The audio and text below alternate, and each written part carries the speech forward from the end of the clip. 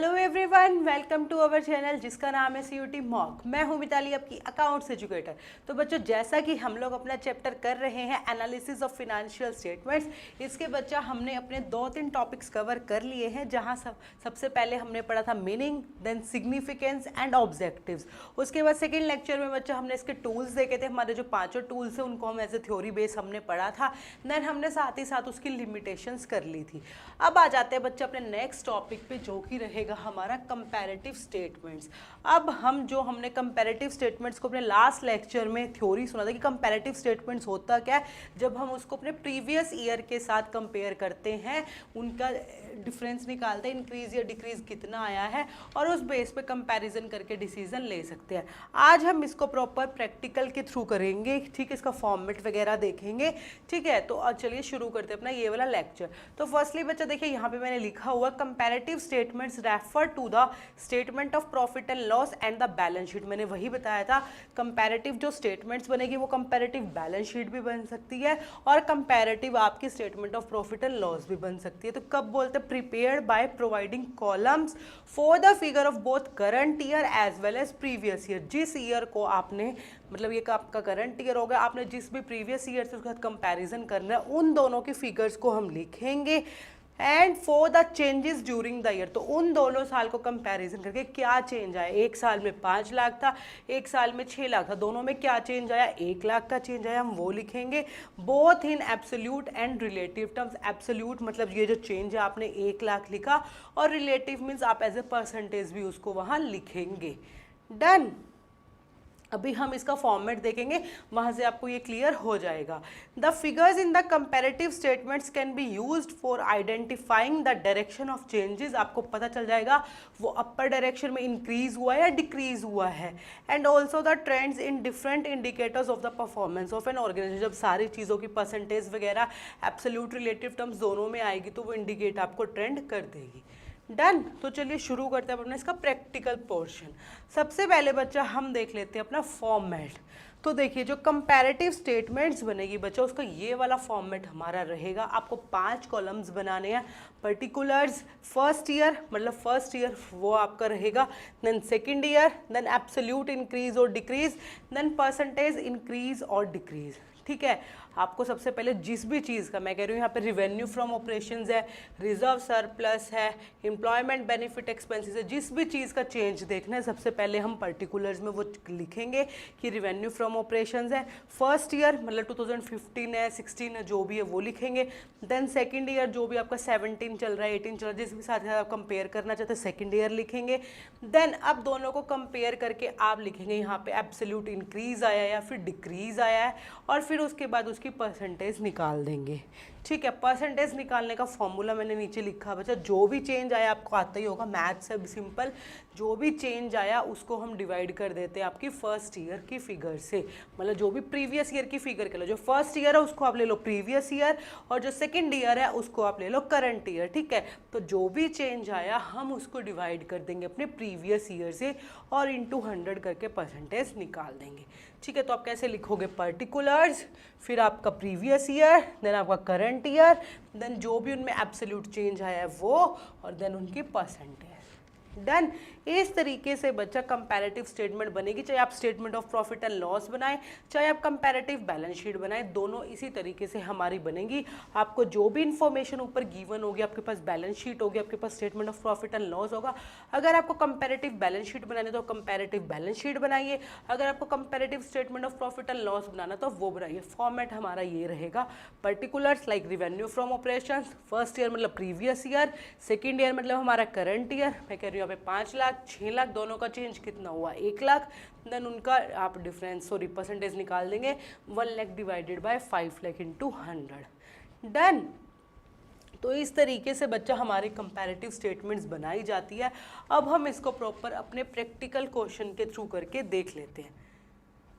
देखिए, मेरे पास ये इन्फॉर्मेशन गिवन थी ईयर 2024, ईयर 23, ठीक है। मैंने ये समअप करके लिखी हुई है, ठीक है। ये बैलेंस शीट की इन्फॉर्मेशन गिवन है, तो क्या बनेगी बच्चा? हमारी कंपैरेटिव बैलेंस शीट। क्या बनेगी? हमारी कंपैरेटिव बैलेंस शीट। तो चलिए हम बनाते हैं अपनी कंपैरेटिव बैलेंस शीट, ठीक है। आप सबसे पहले लिखेंगे कंपैरेटिव बैलेंस शीट। ठीक है। देन इधर हमारा आ जाएगा बच्चा पर्टिकुलर्स, ठीक है। देन कौन सा लिखेंगे, प्रीवियस ईयर, यहाँ पे हम लिखेंगे अपना 2023, यहाँ हम लिखेंगे बच्चा अपना 2024, ठीक है। यहाँ पे हम लिखेंगे एब्सोल्यूट जो भी उसमें चेंज हुआ होगा, ठीक है। और इधर हम लिखेंगे बच्चा परसेंटेज, ठीक है। इस तरीके से हम अपनी कंपैरेटिव बैलेंस शीट को बनाएंगे। तो देखिए हम पहले एक बार इन्फॉर्मेशन को रीड आउट कर लेते हैं। शेयर कैपिटल गिवन है, रिजर्व्स एंड सरप्लस गिवन है, लॉन्ग टर्म बोरोइंग्स गिवन है, शॉर्ट टर्म बोरोइंग्स गिवन है, ट्रेड पेबेबल्स गिवन है, नीचे आपकी non current assets, inventory, trade receivables and cash equivalents आपको गिवन है, ठीक है। ये सारा डाटा गिवन है बच्चा। अब हमने अपने जो लास्ट चैप्टर हमने किया था फिनेंशियल स्टेटमेंट्स, आपको बैलेंस शीट का फॉर्मेट पता ही होगा वो कैसे बनती है, ठीक है। हमने यहाँ पे अब वही बनानी है। तो आपको पता ही है सबसे पहले क्या आ जाएगा आपका शेयर होल्डर्स फंड्स, ठीक है। तो जो हमारी शेयर कैपिटल है और जो हमारा सेकंड कौन सा है, reserves and surplus, reserves and surplus, ठीक है। ये दोनों हमारे शेयर होल्डर फंड्स में जाएंगे। अब देखिए शेयर कैपिटल कितनी है 2023 में, 28,000 और 24 में है बच्चा हमारी 33,000, ठीक है। रिजर्व्स एंड सरप्लस हमारे कितने हैं 14,000 और यहाँ पे है बच्चा हमारे 10,000। अब चेंज देखिए 23 में ये 28 था, 33 में कितना आ गया बच्चा, सॉरी 24 में कितना आ गया 33, तो प्लस कितना हो गया आपका ये 5,000, ठीक है। ये एब्सोल्यूट चेंज निकाल लिया। 23 में ये 14 था, 24 में कम हो गया तो कितना हो गया -4,000, यही होएगा ना। +5 हुआ क्योंकि वो बढ़ गया है, ये वाली चीज़ घट गई है तो माइनस की क्योंकि वो डिक्रीज हुआ है बेसिकली, आप उसको डिक्रीज कर लो इंक्रीज कर लो, ये चीज़ इंक्रीज हुई है और ये चीज़ हमारी डिक्रीज हुई है, ठीक है। अब इसकी परसेंटेज अगर हम निकालेंगे, मैं एक निकाल के दिखा देती हूँ, 5,000 जो चेंज आया है divided by previous year that is 28,000 into का 100। इस तरीके से हम अपना परसेंटेज चेंज निकालेंगे। तो हम इसको कैलकुलेट करके देख लेते हैं हमारी परसेंटेज में क्या चेंज आएगा। हमारी परसेंटेज में चेंज आएगा बच्चा इंटू 100, इट विल बी 17.86%, ठीक है। हमारा ये वाला चेंज आया है। सेकंड हम कैलकुलेट कर लेते हैं सेम इसी तरीके से। सेकंड में हमारा चेंज आया है 28.57%, क्लियर है। तो इस तरीके से हमें अपनी सारी चीज़ों को कैलकुलेट करना है, आइटम्स लिखते चलेंगे, इधर हम अपना previous year, current year, absolute change और परसेंटेज कैलकुलेट करके, इधर परसेंटेज मैंने बता दिया ये एब्सोल्यूट चेंज और नीचे प्रीवियस ईयर इंटू 100, क्लियर है। तो इस तरीके से हमें करना है। अब हम बाकी चीज़ें देख लेते हैं, बाकी की जो हमारी आइटम्स है वो 1 बाय 1 करके करते हैं। और नेक्स्ट बच्चा हमारा लॉन्ग टर्म बोरोइंग्स, आपको पता ही है लॉन्ग टर्म बोरोइंग्स हमारा किस में जाता है, आपकी नॉन करंट लाइबिलिटीज़ में। तो हमने लिखा इधर नॉन करंट लाइबिलिटीज़ और इसके अंदर हमारा जाएगा लॉन्ग टर्म बोरोइंग्स, कितनी है हमारी, आपकी है 6,000 प्रीवियस ईयर की है और इधर है बच्चा 5,100। तो क्या चेंज आया, देखिए प्रीवियस ईयर में 6,000 थी, इस ईयर में आपकी ये कम हो गई है, तो मीन्स आपका जो चेंज आया वो कितना आया बच्चा 900 का, ठीक है। अब इसकी परसेंटेज हम सारी लास्ट में कैलकुलेट करते हैं। अब नेक्स्ट है बच्चा हमारा शॉर्ट टर्म बोरोइंग्स, आपको पता ही है ये किसके अंदर जाएगा, आपकी करंट लाइबिलिटीज़ के अंदर और इधर आ जाएगा आपका शॉर्ट टर्म बोरोइंग्स, ठीक है। मैं शॉर्ट में लिख रही हूँ। देन आपका ट्रेड पेवेबल्स, वो भी आपका इसी के अंदर जाएगा, ट्रेड पेवेबल्स कितना आया, देखिए शॉर्ट टर्म बोरोइंग्स आया है हमारा, सॉरी यहाँ तो मैं प्रीवियस ईयर का लिखना था 6,000। देन इधर आपका करंट ईयर कितना है 86, देन इधर आएगा आपका 2500 और इधर आ गया हमारा 4,300, क्लियर है। तो यहाँ पे अब इसका चेंज निकालेंगे। देखिए 6 और 8 ये चेंज हुआ हमारा 2600 से, इधर 25 है, इधर 45 है, तो ये हमारा चेंज हुआ बच्चा 1800 से।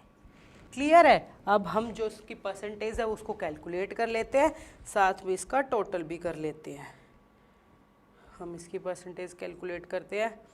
900 divided by previous year figure कितनी है बच्चा 6000 इंटू 100 दैट इज़ 15%। अब इसकी कैलकुलेट करते हैं। 2600 divided by 6000 into 100 that is 43.33%। ठीक है। अब इसकी नेक्स्ट की करते हैं। नेक्स्ट है हमारा 1800 का चेंज आया है। प्रीवियस ईयर फिगर है बच्चा आपकी ये और 72%। ठीक है, ये हमारा चेंज आया। अब ये हमारी इक्विटीज़ एंड लायबिलिटी साइड हो गई है। इसका हम एक बार टोटल कर देते हैं क्या हुआ है।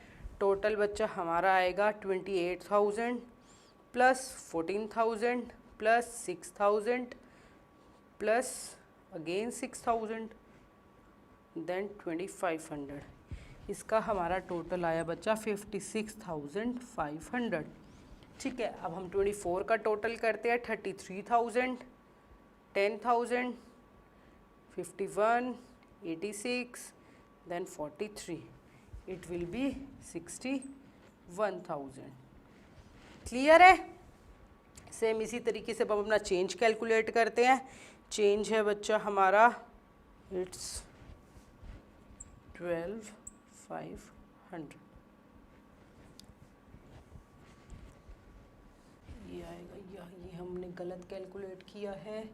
यहाँ पे आएगा बच्चा हमारा 14 और ये हो गया आपकी प्लस, पॉजिटिव चेंज रहेगा। लॉन्ग टर्म बोरोइंग्स हमारी कम हुई थी तो ये नेगेटिव चेंज रहेगा। ये दोनों चीज़ बढ़ी थी। देन ये 23 की फिगर है, ये 24 की, ये 23 की, ये 24 की। कई बार बच्चा हम ऐसे ही कंफ्यूज हो जाते हैं क्योंकि वो जो बैलेंस शीट गिवन होती है उसमें पहले हम करंट ईयर लिखते हैं फिर प्रीवियस ईयर लिखते हैं, लेकिन जब हम कंपैरेटिव स्टेटमेंट्स बनाएंगे उसमें हम पहले प्रीवियस ईयर लिखेंगे फिर करंट ईयर लिखेंगे। तो थोड़ा सा ध्यान रखना, जैसे हमने यहाँ पे गलती कर दी थी सेम वो इस तरीके से हो सकती है। देन करंट लायबिलिटीज़ देखिए यहाँ पे प्रीवियस ईयर है, ये आपकी करंट, ये प्रीवियस, ये करंट, तो ये भी आपका पॉजिटिव चेंज आया और ये भी हमारा पॉजिटिव। तो जब इन सबको प्लस माइनस करेंगे तो हमारा आएगा एब्सोल्यूट चेंज कितना आया 12,500। डन। ये बन गई बच्चा हमारी इक्विटीज़ एंड लायबिलिटी साइड। अब हम अपनी इसकी एसेट साइड्स को देख लेते हैं। एसेट साइड्स में क्या है, देखिए एसेट साइड्स में सबसे पहले non current assets first number पे आ गई हमारी नॉन करंट एसेट। आपको एग्जैक्टली गिवन है, कौन सी है वो नहीं पता है, तो यहाँ पे हमने नॉन करंट एसेट लिखी फिर से वही गड़बड़ हो रही है 21,300 देन इधर 36,300। ठीक है, पहले हम फिगर्स लिख लेते हैं, चेंज वगैरह हम बाद में देखते हैं। देन आपकी इन्वेंट्री वो आपको पता है कहाँ जाएगी, अब आपकी करंट एसेट्स में। करंट एसेट्स में तीनों चीज़ हमारी करंट एसेट्स है, that is inventory, trade receivables and then cash equivalents. ठीक है, अब तीनों का चेंज लिख लेते हैं। सबसे पहले प्रीवियस ईयर लिखते हैं, दैट इज़ 15,000 देन 12,800 देन 34,000। इधर आ जाएगा बच्चा हमारा 11,000 देन 14,000 देन है हमारा 37। ठीक है, अब हम इनका चेंज निकाल लेते हैं कि हमारा क्या क्या चेंज आया है। देखिए साथ में परसेंटेज भी कैलकुलेट करते हैं। 36,300 माइनस 21,300, तो ये हमारा पॉजिटिव चेंज आया प्लस 15,000 का नॉन करंट एसेट्स में। देन अब करंट एसेट्स देख लेते हैं। 15,000 थी, अब कितनी रह गई है बच्चा 11,000, तो ये आपका कम हो गया, तो इन्वेंट्री जो है आपकी कम हो गई है 4,000 से। देन नेक्स्ट है आपका 14,000 माइनस 12,800, ये आया आपका पॉजिटिव चेंज। देन ये भी हमारा पॉजिटिव है 300 से। ठीक है, सिर्फ एक नेगेटिव चेंज आया। अब हम इसकी परसेंटेज भी कैलकुलेट कर लेते हैं। 15,000 इंटू 100 दैट इज़ 70.42%। देन हमारा 4000 का चेंज आया, 4000 divided by 15,000 into 100, that is 26.66%। ठीक है, देन हमारा चेंज आया 1200 डिवाइडेड बाय 12800 इंटू 100, देन हमारा चेंज आया बच्चा ये 9.37। देन लास्ट है हमारा 300 का चेंज आया डिवाइडेड बाय 34 इंटू 100, ये आपका चेंज आया है 8.82%। ये जो हमने कैलकुलेट किया था ये फिर हमारा गलत कैलकुलेट हुआ क्योंकि प्रीवियस ईयर फिगर दूसरी थी हमारी, तो ये चेंज हुआ है बच्चा हमारा 40% से। ठीक है, ये कितने आपका, इसको हटा दो, इट्स 40%। क्लियर है? तो इस तरीके से बच्चा हमें एब्सोल्यूट फिगर निकालनी है और फिर आपको निकालनी है परसेंटेज। अब हम इसका भी टोटल कर लेते हैं, आपको पता ही है इसका टोटल और इसका टोटल सेम आएगा, फिर भी हम कैलकुलेट करके देख लेते हैं। ठीक है, फर्स्ट है 21,300, देन 15,000, देन 12,800, देन 34। हमने कोई चीज़ मिस कर दी है, 15, 12,800, 34, तो इसके टोटल में भी हमारी गड़बड़ हुई है। इसका टोटल आएगा बच्चा आपका 52,500। ठीक है, इस तरफ का टोटल कर लेते हैं, 11 + 14 + 37, तो इधर का आया बच्चा 65,000। और ये गड़बड़ हुई है क्योंकि हमने ये दोनों फिगर्स को अल्टा पल्टी कर दी थी। वही यहाँ से 4000 माइनस हो गए तो ये बच जाएगा 52, यहाँ पे 4 प्लस हो जाएंगे तो ये बन गया 65। डन है, तो एब्सोल्यूट चेंज देखो यहाँ से भी चेंज हो जाएगा, 65 माइनस 55, 12,500, और ये भी आपका 12,500। क्लियर है? आया समझ में? तो इस तरीके से बच्चा आपको एब्सोल्यूट चेंज सबसे पहले प्रीवियस ईयर लिखना है, देन करंट ईयर लिखना है, देन एब्सोल्यूट चेंज निकालना है, देन परसेंटेज निकालना है। परसेंटेज का देख लेते हैं क्या रहेगा, 12,500 डिवाइडेड बाय बच्चा 52,500 इंटू 100, तो हमारा यहाँ से ये आएगा 12,500 divided by 52,500 is equal to 23.81%। Same इधर ही रहेगा 23.81%। क्लियर है? तो इस तरीके से बच्चा आपको कंपैरेटिव बैलेंस शीट बनानी है, सारी आइटम्स को लिखना है, previous year, then current, then absolute, then percentage. Total same रहेगा because it's a balance sheet. देखिए इधर भी टोटल सेम है, एसेट साइड्स का टोटल सेम है, डिफरेंस भी सेम रहेगा, और आपका जो परसेंटेज चेंज आएगी वो भी आपका सेम रहेगा। तो इस तरीके से बच्चा हमारी कंपैरेटिव बैलेंस शीट बनाई जाती है। डन, कुछ नहीं करना, सारी इन्फॉर्मेशन जो आपको गिवन होगी वो आपको लिखनी है। बस एक बात का ध्यान रखिएगा, जैसे मैं भी कंफ्यूज हो गई थी करते हुए, क्योंकि बैलेंस शीट गिवन है, बैलेंस शीट की इन्फॉर्मेशन गिवन है, वहाँ पे हम पहले करंट ईयर लिखते हैं फिर प्रीवियस ईयर लिखते हैं, लेकिन जब हम कंपैरेटिव बनाएंगे सबसे पहले प्रीवियस ईयर लिखेंगे फिर करंट ईयर लिखेंगे। डन। अब जैसे हमने कंपैरेटिव बैलेंस शीट बना के देखी है, सेम इसी तरीके से बच्चा अब हम देख लेते हैं अपना statement of profit and loss. ठीक, डन। सेम इसी तरीके से हमें करना है। सबसे पहले देखिए हम लिखेंगे comparative statement of profit and loss. Done, बिल्कुल सेम इसी तरीके से हम इसको करेंगे। मैं इसको एक बार हल्का सा क्लियर कर देती हूँ।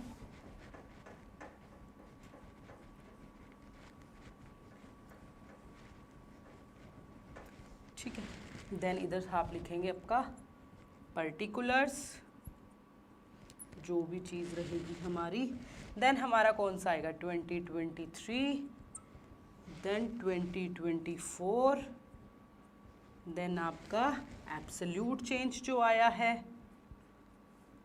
देन हमारी परसेंटेज चेंज। ठीक है, तो देखिए सबसे पहले हम शुरू कहाँ से करते हैं, आपको पता ही है, रिवेन्यू फ्रॉम ऑपरेशन से। तो रिवेन्यू फ्रॉम ऑपरेशंस हम लिखेंगे, कितना है बच्चा 23 में 15, और यहाँ पे आपका इधर हमने लिखा बच्चा 18, ये हमारी फर्स्ट आइटम हो गई। ठीक है, इसका एब्सोल्यूट चेंज अभी निकाल लेते हैं। 18 में से 15 गए, दैट इज़ 3, 3 लाख का हमारा चेंज है, पॉजिटिव हमारा चेंज है क्योंकि वो 15 से 18 इंक्रीज हो गई है। नेक्स्ट है बच्चा कॉस्ट ऑफ मटेरियल कंज्यूम्ड। अब आपको पता ही है टोटल रिवेन्यू आपका आ गया है क्योंकि और कोई अदर इनकम नहीं दे रखी है। देन आप आ जाते हैं अपने एक्सपेंसेस पे। देन हम लिखेंगे बच्चा अपने सेकंड नंबर पे एक्सपेंसेस। एक्सपेंसेस में सबसे पहले कौन सा है, कॉस्ट, मैं शॉर्ट में लिख रही हूँ, कॉस्ट ऑफ मटेरियल कंज्यूम्ड है, कितना है, ये है हमारा 11 और ये है हमारा 14, ठीक है।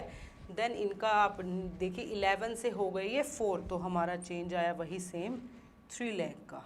डन। देन सेकंड एक्सपेंसेस है ये हमारा ए एक्सपेंसेस होगा, ये हमारा बी है। अदर एक्सपेंसेस इन्होंने गिवन है और कोई एक्सपेंस गिवन नहीं है। अदर एक्सपेंसेस कितने हैं बच्चा, ये है आपका 110 और ये है हमारा 168।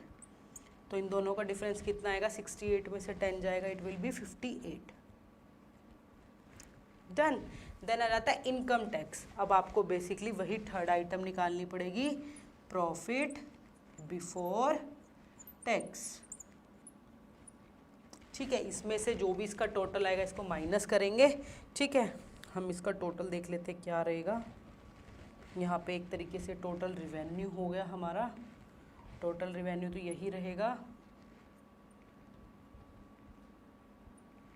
ठीक है। चेंज हमारा 333, इन दोनों को प्लस करिए, it will B total expense, total expenses है पहले ये, टोटल एक्सपेंसेस कितने रहेंगे, 0 0 0 0 1 1 2, यही रहेगा ना, ठीक है। देन इधर टोटल करते हैं 0 0 0 8 6 15, ठीक है। ये हमारा टोटल आ गया। अब हम रिवेन्यू फ्रॉम ऑपरेशंस में से अपने टोटल एक्सपेंसेस जो कि हमारे रहेंगे 1210 और 1568, इसमें से इसको माइनस करेंगे और ये हमारा निकल आएगा बच्चा प्रॉफिट बिफोर टैक्स।